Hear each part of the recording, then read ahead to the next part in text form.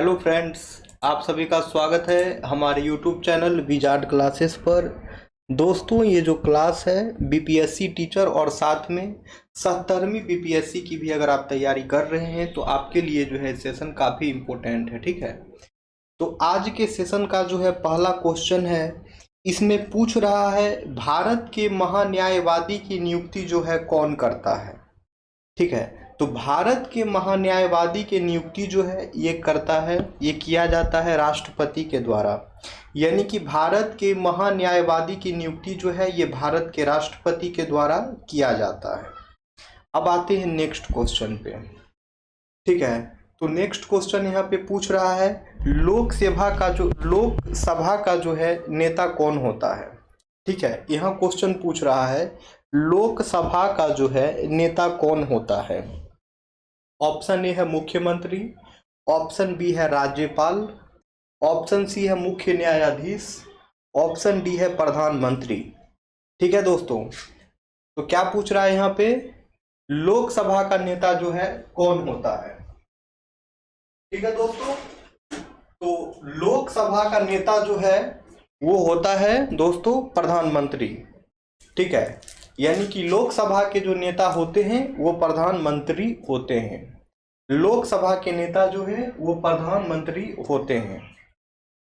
अब क्वेश्चन है लोकसभा निर्वाचन के लिए उम्मीदवार बनने की न्यूनतम आयु सीमा जो है कितनी है। यानी कि लोकसभा का चुनाव आपको लड़ना है तो कम से कम जो है आपका मिनिमम एज जो है कितने इयर्स का होना चाहिए जो आप लोकसभा का चुनाव लड़ सकते हैं। ठीक है, तो ये होना चाहिए कम से कम 25 वर्ष का। अगर आप कम से कम 25 वर्ष का हो जाते हैं तो लोकसभा का चुनाव लड़ने के लिए, लोकसभा निर्वाचन के उम्मीदवार बनने के लिए जो है आप एलिजिबल हैं। ठीक है, तो इसका आंसर हो जाएगा 25 ईयर्स यानी कि 25 वर्ष। अब है भारतीय संसद का सदस्य बनने के लिए जो है न्यूनतम आयु क्या है। अब है भारतीय संसद का सदस्य बनने के लिए जो है न्यूनतम आयु क्या है। ऑप्शन ए है 21 वर्ष, ऑप्शन बी है 25 वर्ष, ऑप्शन सी है 18 वर्ष, ऑप्शन डी है 30 वर्ष। तो दोस्तों, भारतीय संसद का सदस्य बनने के लिए जो है जो न्यूनतम आयु है वो है 25 वर्ष का। ठीक है दोस्तों, यानी कि भारतीय संसद का जो है सदस्य बनने के लिए जो है न्यूनतम आयु जो है 25 वर्ष का होना चाहिए। अब है लोकसभा में राज्यवार सीटों का आवंटन सन 1971 की जनगणना पर आधारित है। यह निर्धारण जो है किस वर्ष तक यथावत रहेगा। ठीक है, तो ये जो है वर्ष 2026 तक जो है यथावत रहेगा। यानी लोकसभा में राज्यवार सीटों की आवंटन जो है सन 1971 की जनगणना पर आधारित है। यह निर्धारण जो है 2026 तक जो है यथावत रहेगा। अब है भारत के संविधान के किस अनुच्छेद में लोकसभा में अनुसूचित जातियों के आरक्षण का प्रावधान किया गया था। भारत के संविधान के किस अनुच्छेद में जो है लोकसभा में अनुसूचित जातियों के आरक्षण का प्रावधान किया गया था। ऑप्शन ए है अनुच्छेद 330, ऑप्शन बी है अनुच्छेद 331, ऑप्शन सी है अनुच्छेद 332, ऑप्शन डी है अनुच्छेद 333। तो दोस्तों, इस क्वेश्चन का आंसर जो है वो हो जाएगा अनुच्छेद 330। इस क्वेश्चन का आंसर जो है वो हो जाएगा अनुच्छेद 330। यानी कि भारत के संविधान के जो है लोकसभा में अनुसूचित जातियों का आरक्षण का प्रावधान जो है वो दिया गया है अनुच्छेद 330 में। भारत के संविधान के जो है अनुच्छेद 330 में जो है लोकसभा में अनुसूचित जातियों के आरक्षण का प्रावधान किया गया था अनुच्छेद 330 में। अब है निम्नलिखित में से किसे लोकसभा भंग करने का अधिकार है। निम्नलिखित में से जो है किसे जो है लोकसभा भंग करने का अधिकार है। ऑप्शन ए है प्रधानमंत्री के पास, ऑप्शन बी है लोकसभा अध्यक्ष के पास, ऑप्शन सी है राष्ट्रपति के पास, ऑप्शन डी है उपराष्ट्रपति के पास। तो दोस्तों, लोकसभा भंग करने का अधिकार जो है वो है राष्ट्रपति के पास। लोकसभा भंग करने का अधिकार जो है ये राष्ट्रपति के पास है। लोकसभा भंग करने का अधिकार जो है ये राष्ट्रपति के पास है।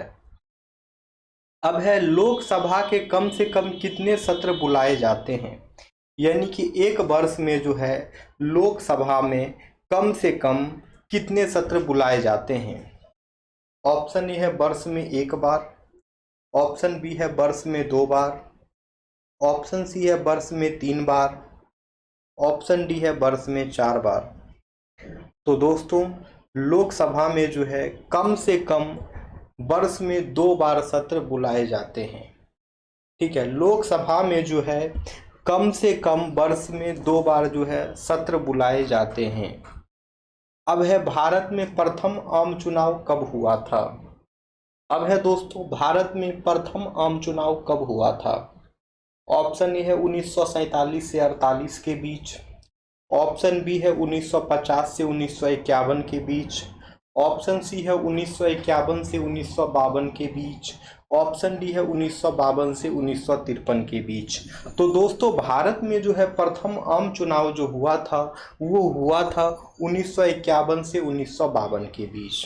ठीक है दोस्तों, भारत में जो है प्रथम आम चुनाव जो है वो हुआ था 1951 से 1952 के बीच।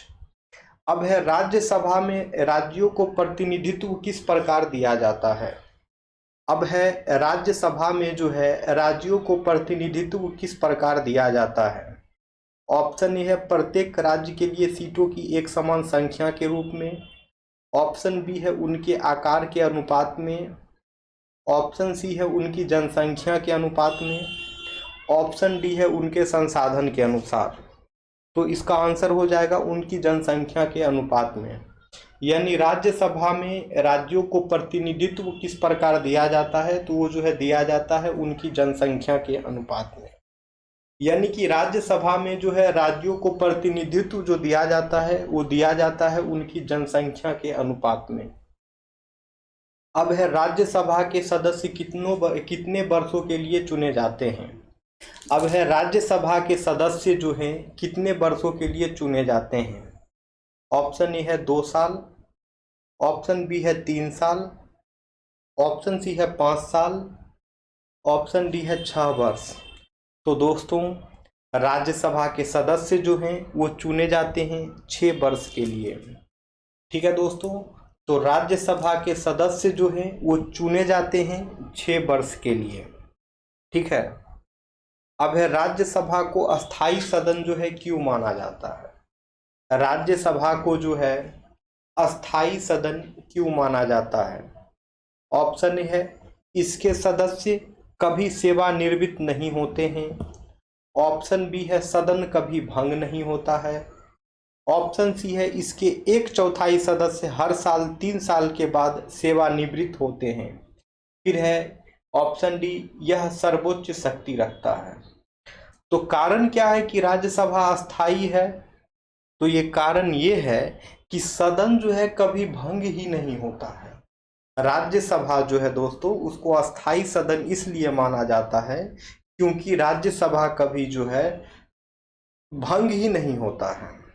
राज्यसभा जो है ये सदन जो है कभी भंग ही नहीं होता है, इसके सदस्य का जो है कार्यकाल खत्म होता है बस। और राज्यसभा के सदस्य का कार्यकाल जो है वो 6 वर्षों का होता है।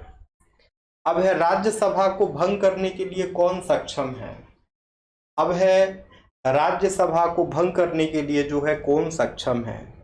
ऑप्शन है राज्यसभा का सभापति, ऑप्शन बी है राष्ट्रपति, ऑप्शन सी है संसद का संयुक्त सत्र, ऑप्शन डी है इनमें से कोई नहीं। तो दोस्तों राज्यसभा को भंग करने के लिए जो है सक्षम है वो हो जाएगा इनमें से कोई नहीं। ठीक है, इनमें से जो है कोई नहीं है राज्यसभा को भंग करने के लिए सक्षम। राज्यसभा भंग होती ही नहीं है दोस्तों, राज्यसभा जो है अस्थाई सदन है तो इसे भंग करने के लिए कोई सक्षम नहीं होंगे। तो ऑप्शन डी इनमें से कोई नहीं जो है इसका करेक्ट आंसर हो जाएगा। अब है राष्ट्रपति द्वारा राज्यसभा में कितने सदस्य मनोनीत किए जाते हैं। अब है राष्ट्रपति के द्वारा जो है राज्यसभा में कितने सदस्य मनोनीत किए जाते हैं। ऑप्शन ए है 12, ऑप्शन बी है 15, ऑप्शन सी है 10, ऑप्शन डी है 14। तो दोस्तों राष्ट्रपति के द्वारा जो है राज्यसभा में जो है 12 सदस्य जो हैं मनोनीत किए जाते हैं। राष्ट्रपति के द्वारा जो है राज्यसभा में 12 सदस्य को जो है मनोनीत किया जाता है। अब है राज्यसभा का अध्यक्ष कौन होता है। अब है राज्यसभा का जो है अध्यक्ष कौन होता है। ऑप्शन ए है भारत का राष्ट्रपति, ऑप्शन बी है भारत का उपराष्ट्रपति, ऑप्शन सी है भारत का प्रधानमंत्री, ऑप्शन डी है भारत का गृह मंत्री। तो दोस्तों राज्यसभा का जो अध्यक्ष होता है वो भारत के उपराष्ट्रपति होते हैं। राज्यसभा के जो अध्यक्ष होते हैं वे भारत के उपराष्ट्रपति होते हैं। अब है लोकसभा के अध्यक्ष को कौन चुनता है। अब है लोकसभा के अध्यक्ष को जो है कौन चुनता है। ऑप्शन ए है लोकसभा के सदस्यगण, ऑप्शन बी है लोकसभा एवं राज्यसभा के सदस्यगण, ऑप्शन सी है मंत्रिमंडल, ऑप्शन डी है राज्य विधानसभा के सभी सदस्य। ठीक है, तो लोकसभा के अध्यक्ष को जो है चुना जाता है लोकसभा के सदस्यगण के द्वारा। ठीक है, लोकसभा के अध्यक्ष को जो है चुना जाता है लोकसभा के सदस्यगण के द्वारा। अब है संसद के लगातार 2 सत्रों के बीच अंतराल की अधिकतम सीमा कितनी होती है। ठीक है, संसद के लगातार 2 सत्रों के बीच जो है अंतराल की अधिकतम सीमा कितनी होती है। ऑप्शन ए है 3 महीने का, ऑप्शन बी है 6 महीने का, ऑप्शन सी है 9 महीने का, ऑप्शन डी है 5 महीने का। तो दोस्तों संसद के लगातार 2 सत्रों के बीच की अंतराल जो है ये अधिकतम हो सकती है 6 महीने का। संसद के लगातार 2 सत्रों के बीच जो है अंतराल की अधिकतम सीमा जो है दोस्तों ये 6 महीने की हो सकती है। अब आते हैं नेक्स्ट क्वेश्चन पे। अब है राजनीतिक शब्दावली में जो है शून्यकाल जो है किसे संदर्भित करता है। राजनीतिक शब्दावली में जो है शून्यकाल किसे संदर्भित करता है। ऑप्शन ए जिस दिन संसद में कोई कामकाज नहीं होता है, ऑप्शन बी निलंबित प्रस्ताव, ऑप्शन सी स्थगित अवधि, ऑप्शन डी प्रश्नोत्तर सत्र। तो दोस्तों राजनीतिक शब्दावली में जो है शून्यकाल जो है वो संदर्भित करता है प्रश्नोत्तर सत्र को। राजनीतिक शब्दावली में जो है शून्यकाल जो है संदर्भित करता है प्रश्नोत्तर का सत्र को। अब है भारतीय प्रशासन में विभाजन प्रणाली किससे संबंधित है। भारतीय प्रशासन में जो है विभाजन प्रणाली जो है किससे संबंधित है। तो इसका आंसर जो है आप लोग कमेंट सेक्शन में करिए।